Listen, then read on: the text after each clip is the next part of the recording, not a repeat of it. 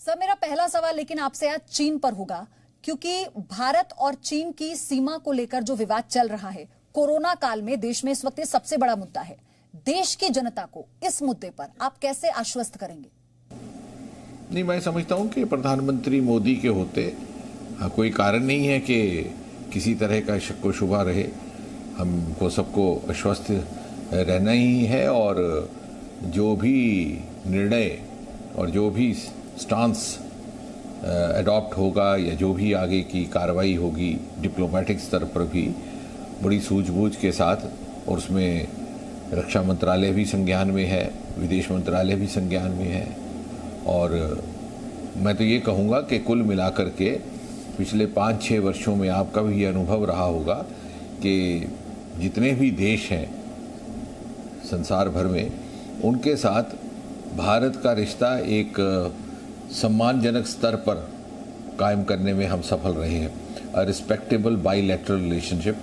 और उसी के चलते ये जो छोटा सा विषय आया है ये भी आगे चल करके उसी में समाधान इसका भी निकल आएगा। लेकिन इसी बीच कांग्रेस ये आरोप लगाती है इस मुद्दे पर कि केंद्र सरकार पारदर्शी नहीं है। अगर किसी भी तरह की घुसपैठ हो रही है, किसी भी तरह की मूवमेंट वहां पर है, तो देश के सामने रखने में क्या दिक्कत है? कांग्रेस के ये आरोप है।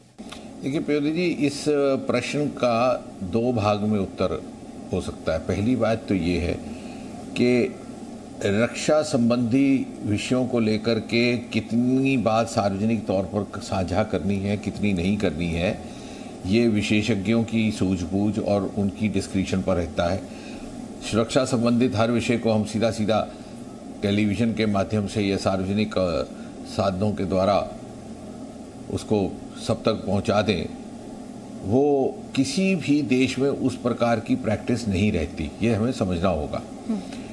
दूसरी बात कि पिछले कुछ समय से, कुछ सप्ताह से, और ये कोरोना का जब आपदा आई है उसके बाद भी और उससे कुछ पहले भी ये देखने में आया कि कांग्रेस पार्टी और उनके नेता राहुल गांधी, वैसे तो एक सेहतमंद प्रजातंत्र के लिए अच्छा ही है कि एक अच्छा विपक्ष हो, एक सक्रिय विपक्ष हो, परंतु वो जो विपक्ष में अपनी या विरोध में जो बात रखते हैं वो तर्क पर आधारित नहीं होती या उसके साथ तर्क देने में सफल नहीं रहते। अब यदि ये विषय है एलएसी का, क्योंकि मैं इसकी निटी ग्रिटी में नहीं जाना चाहता क्योंकि वो मेरे मैंडेट से बाहर हो जाएगा, रक्षा मंत्रालय, विदेश मंत्रालय उस पर अपनी बात रखेंगे उचित समय पर। लेकिन ये एलएसी का जो विषय है ये आज का विषय नहीं है, ये उस ज़माने का विषय है जबकि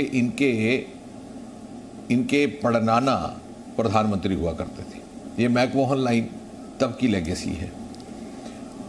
और आज यदि ये चुनौती देते हैं मोदी सरकार को कि आपका चीन के प्रति रुख ठीक नहीं है, इत्यादि इत्यादि इत्यादि, तो ये भूल जाते हैं कि यही दिल्ली थी, यही जनपद थी, यही राजपथ था जहाँ पर के तत्कालीन प्रधानमंत्री चौनलाई जब दिल्ली आए थे तो खुली गाड़ी में तत्कालीन प्रधानमंत्री पंडित जवाहरलाल नेहरू लेकर के उनको घूमे थे। दोनों तरफ लोगों ने कतारें लगाई थी, फूल बरसाए थे, हिंदी चीनी भाई भाई के नारे लगाए थे। और फिर जो 1962 में हुआ, जिसे इतिहासकार हिमालयन ट्रेजेडी के नाम से उल्लेखित करते हैं, वो सबके ध्यान में, द रेस्ट इज हिस्ट्री। तो कहने का तात्पर्य ये कि जहाँ पर देश हित की बात हो, देश की सुरक्षा की बात हो, अंतर्राष्ट्रीय स्तर पर हमारे रिश्तों की बात हो, वहाँ पर इस प्रकार से तर्कहीन विरोध करना किसी जिम्मेवार पार्टी को शोभा नहीं देता। और ये कांग्रेस का अब ये चलन बन गया है। अब जैसे आपने थोड़ी देर पहले अपने आरंभिक ओपनिंग रिमार्क्स में उल्लेख किया अनुच्छेद 370 का। अब अनुच्छेद 370 के बारे में कभी ये खुल करके ये नहीं कहेंगे कि ये अनुच्छेद 370 के हटाने के पक्ष में है कि उसको रखने के पक्ष में है, क्योंकि उन्हें मालूम है कि जनमानस उस पक्ष में है जो निर्णय मोदी जी ने लिया है, उसको फिर कोलैटरल ढंग से लेंगे कि नहीं साहब ये यूनियन टेरिटरी क्यों बन गया, ये साहब डोमिसाइल लॉ बना तो हमें क्यों नहीं संज्ञान में लिया गया।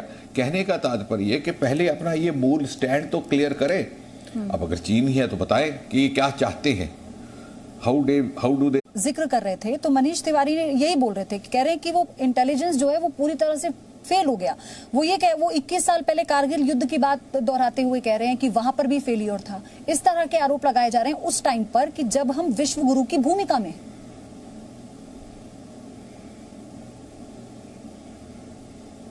बिल्कुल आप ठीक कह रही हैं। और दूसरी बात यह है कि इंटेलिजेंस फेलियर हुआ कि नहीं हुआ, वो निष्कर्ष मनीष तिवारी ने निकाला कैसे?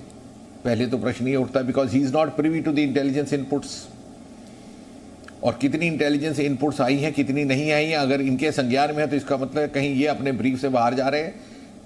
क्योंकि भले ही मैं सरकार का सदस्य हूं, पदाधिकारी हूं, मंत्री हूं, लेकिन मुझे भी उसका संज्ञान नहीं, because I am not privy to it, not do I have to be, nor I am entitled to. तो इस तरह की गैर जिम्मेवार बातें करना, और फिर कारगिल की, तो फिर आप चलिए ना पीछे से बात करते हैं, 1947 से शुरू होते हैं, 1962 की बात करते हैं, तब इंटेलिजेंस फेलियर नहीं हुआ था क्या? हमारे सैनिक बिना हथियारों के निर्मम ढंग से मारे गए थे चीन के युद्ध में, और इन्हीं के नेता पंडित जवाहरलाल नेहरू उस समय इतने सदमे में रहे, और फिर इनके रक्षा मंत्री वी के कृष्णा मेनन को त्यागपत्र देना पड़ा। तो वो किसका फेलियर था? वो तो पॉलिटिकल फेलियर भी था। और वो ऐसे समय में हुआ जबकि इनकी सरकार और इनके प्रधानमंत्री ये कहने लग गए थे कि अब भारत में सेना रखने की भी आवश्यकता नहीं है, we don't need an army. फिर और उससे पीछे चलिए, 1947-48 में क्या हुआ, जब पाकिस्तान ने हमला किया जम्मू कश्मीर पर, और जब भारतीय सेनाएं लगभग इस दहलीज पर पहुंच गई थी कि जो आज का पाक अधिकृत जम्मू कश्मीर, इसको वापस हासिल करने के, तो तत्कालीन प्रधानमंत्री पंडित जवाहरलाल नेहरू ने बिना किसी से परामर्श किए हुए, बिना अपने मंत्रिमंडल को कॉन्फिडेंस में लेते हुए मंडी हाउस में जाकर के देश के नाम संदेश दिया और यूनिलैटरल सीज फायर घोषित की। He violated even the propriety of the cabinet. तो आप बताएं, अगर वो ना होता तो आज ये पाक अधिकृत जम्मू कश्मीर का विषय ही ना होता, मसला ही ना होता, वो भारत का हिस्सा होता। तो ये सिलेक्टिव कोटिंग ऑफ इंस्टेंसेस, माफ कीजिएगा, ये सोचते हैं लोग भूल गए, लेकिन मैंने उस दिन भी कहा अगर ये लोग भूलने की कोशिश भी करवाएंगे और लोग भूल भी जाएंगे तो हम यहाँ बैठे हैं, हम किसी को भूलने नहीं देंगे। हमें, हमारा सौभाग्य है कि हम इनके पापों का प्रायश्चित कर रहे हैं, लेकिन ये अपने पापों की घंटी हमारे गले में डाल दें, इतने मूर्ख हम भी नहीं है। तो फिर अगर इसकी बात करनी तो चलिए इसी पे चर्चा हो जाए, मनीष तिवारी जी से हो जाए, किसी और से हो जाए, तो फिर पीछे तक जाते हैं। ठीक है सर, मैं आगे पाकिस्तान पर भी आपसे सवाल लूंगी, लेकिन मैं एक छोटा सा सवाल और चीन को लेकर लेना चाहती हूं कि अब हमारी जो कूटनीतिक रणनीति है वो किस तरह से होगी? क्या हर एक चीज हम एक संधि के दायरे में रहकर, क्या हम ऐसे ही कदम उठाएंगे? क्योंकि चीन का अचानक से बैकफुट पर आ जाना, क्योंकि चीन की चालाकियों को हमने देखा है कई बार, तो हम कैसे इसको ऑब्जर्व कर पा रहे हैं?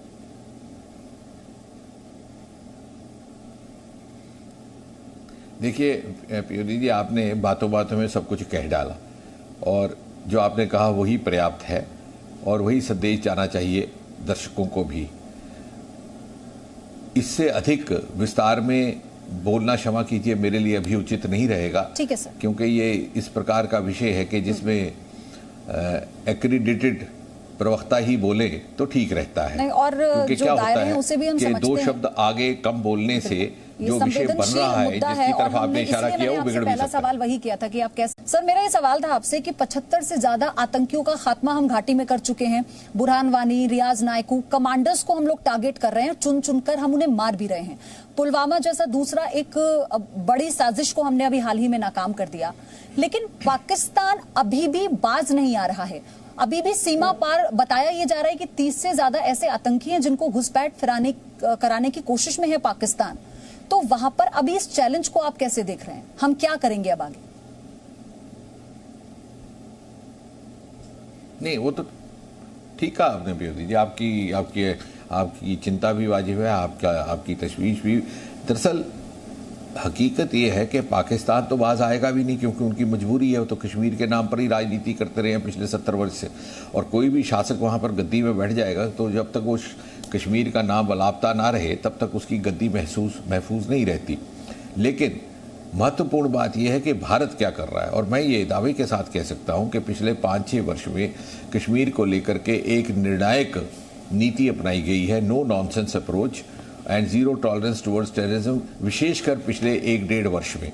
और जैसा कि आपने सही इशारा किया कि ये जो आतंकियों का सफाया होने लगा है, मैं विश्वास के साथ कह सकता हूं कि ये कश्मीर घाटी में आतंक का आखिरी चरण है जो हम देख रहे हैं, the last phase of militancy in Kashmir. और ये जो छुटपुट घटनाएं हो रही हैं वो भी इस कारण कि ये जो मिलिटेंट्स ऑन द रन है, जो भाग रहे हैं, जो हु आर अंडर चेस, तो वो हताश होकर के कुछ ना कुछ सॉफ्ट टारगेट्स पर किसी न किसी तरह से हमला करके अपने आप को सुर्खियों में भी रखने का प्रयास करते हैं, अपने काडर को थोड़ा सा मॉरल बूस्टिंग का भी प्रयास करते हैं। अन्यथा लगभग अब आतंक समाप्त होने की कतार पर है। तो क्या इसीलिए इमरान खान ये कह रहे थे कि भारत फॉल्स फ्लैग ऑपरेशन कर सकता है, मतलब उसे डर है कि स्ट्राइक कभी भी हो सकती है अगर कोई हिमाकत की तो?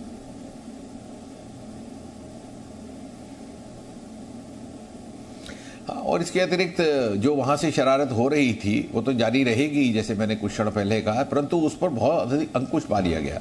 हमारी बॉर्डर फेंसिंग, हमारी बॉर्डर सीलिंग, हमारी बॉर्डर विजिलेंस पहले की तुलना में और आधुनिक टेक्नोलॉजी का उपयोग करते हुए अब इतना सरल नहीं रहा पाकिस्तान के लिए जैसे वो पहले कहा करते। और एक और बात है जो अक्सर जिक्र में नहीं आती कि आम जनता, आम आदमी, विशेषकर आम युवा भी ये समझने लगा है कि मेरा भविष्य और मेरा ये सारा का सारा जो उपयोगी समय है ये व्यर्थ जा रहा है आतंक के कारण। 3 पीढ़ियां वहाँ पर इस आतंक की भेड़ चढ़ गई और जो अब की पीढ़ी है, जो आज की युवा पीढ़ी है, वो इस अनुभव के चलते अब ये समझने लगे हैं कि जिस प्रकार भारत एक विश्व गुरु बनकर के उभर रहा है और पिछले 5-6 वर्ष में अद्भुत नए कार्यक्रम, नई योजनाएं युवाओं के लिए, युवा केंद्रित देश भर में लागू की गई और उसके लाभार्थी देश भर के नौजवान हुए,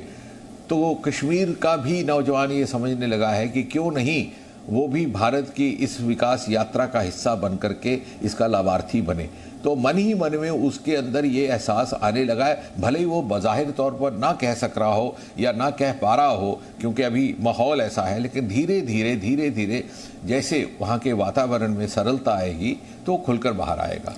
सर, मैं यहीं से अगर अपने अगले सवाल को जोड़ दूं, क्योंकि मैं शुरू में जब आपका परिचय दे रही थी तो आपके इसी काम की सराहना की जाती है कि कैसे युवाओं को आतंकवाद के रास्ते पर जाने से रोकना, इसको लेकर अभियान वहां पर चलाए गए जमीनी स्तर पर। लेकिन इसी के साथ रोजगार मुहैया कराना अब केवल सिर्फ कश्मीर के, जम्मू के युवाओं के लिए नहीं बल्कि देश के युवाओं को लेकर भी अब ये बड़ा चैलेंज हो गया, क्योंकि कोरोना काल में हमने देखा कि सब कुछ बदल कर रख दिया है, अर्थव्यवस्था एकदम से बदल गई है। आने वाले समय में ये कितना बड़ा चैलेंज होगा रोजगार के तौर पर, क्योंकि देश का युवा ये जानना चाहता है।